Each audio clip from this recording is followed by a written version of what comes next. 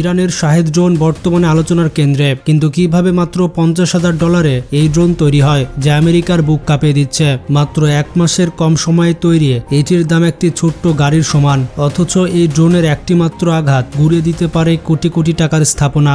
এমনকি বিশ্বের সবথেকে আধুনিক আকাশ প্রতিরক্ষা ব্যবস্থাকেও এটি করতে পারে অকেজো। বন্ধুরা, এটির নাম হচ্ছে শাহেদ ড্রোন। এটি কোনো সাধারণ অস্ত্র নয়, এটি আধুনিক যুদ্ধের এক নতুন সংকেত। কিভাবে ইরান এই ড্রোন দিয়ে বদলে দিচ্ছে সামরিক সক্ষমতার সমীকরণ, এর সস্তা প্রযুক্তিতে কি এমন রহস্য লুকিয়ে আছে, চলুন শাহেদ ড্রোনের রহস্য জেনে আসি।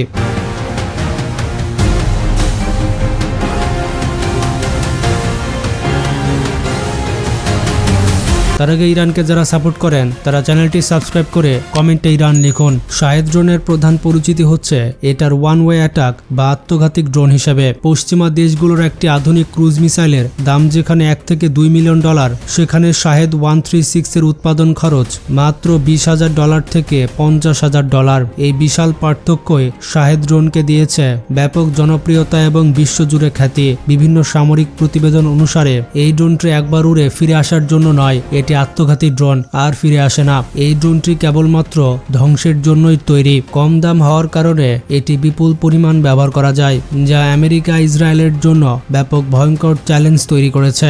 এটি হচ্ছে ড্রোনের প্রথম রহস্য, কম খরচে সামরিক শক্তিগুলোকে চ্যালেঞ্জ। কিন্তু এই সস্তা ড্রোনের কার্যকারিতা কিভাবে এত বেশি হয়, এর উত্তর লুকিয়ে আছে এর নকশা এবং ইঞ্জিনের শব্দে। শাহেদ ড্রোনের ইঞ্জিনের শব্দ অনেকটা পুরনো দিনের মোপেড বা লনওয়ে মাওয়ার মতো। অদ্ভুত শোনালেও এই সাধারণ ইঞ্জিনের কারণে রাডার এটিকে শনাক্ত করতে পারে না, কারণ এটি মাটির নিচ দিয়ে ওড়ার ক্ষমতা রাখে এবং বিশেষ রাডার শোষক উপাদান ব্যবহার করে, যার কারণে কোনো রাডার এটিকে ধরতে পারে না, এটি অদৃশ্য হয়ে যায়। এটির সবচেয়ে ভয়ঙ্কর কৌশল হচ্ছে সোয়াম অ্যাটাক। একসঙ্গে একাধিক ড্রোন একসাথে আক্রমণ করে, তখন কোটি কোটি টাকার প্রতিরক্ষা ব্যবস্থা কোনটিকে আগে ধ্বংস করবে সেই সিদ্ধান্ত নিতেই ভুল করে ফেলে। এই সস্তা ড্রোনের কাছে হার মেনেছে ইসরায়েলের আয়রন ড্রোম এবং আমেরিকার প্যাট্রয়েড। এই ড্রোন বিতর্কের কেন্দ্রবিন্দুতে এসেছে মূলত ইউক্রেন যুদ্ধের কারণে। রাশিয়া এই ড্রোনটি ব্যাপক ব্যবহার করেছে এবং এটির আঘাতে বহু অবকাঠামো ধ্বংস করেছে।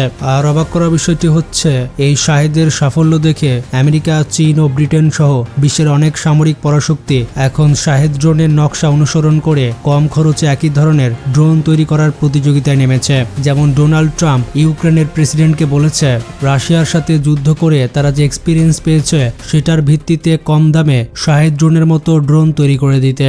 অর্থাৎ এই সস্তা ড্রোনই ভবিষ্যৎ যুদ্ধের রূপরেখা তৈরি করে দিচ্ছে। সস্তা প্রযুক্তি কিন্তু ভয়ঙ্কর ক্ষমতা, ছোট প্যাকেটে বড় ধামাকা। এই ড্রোন প্রমাণ করেছে আধুনিক যুদ্ধের দামি অস্ত্রের চেয়ে কৌশল এবং সহজলভ্যতা অনেক বেশি গুরুত্বপূর্ণ। এটির উত্থান শুধুমাত্র ইরানের সামরিক সক্ষমতা নয়, বরং বিশ্বজুড়ে সামরিক কৌশলের এক বিরাট পরিবর্তন নিয়ে আসছে।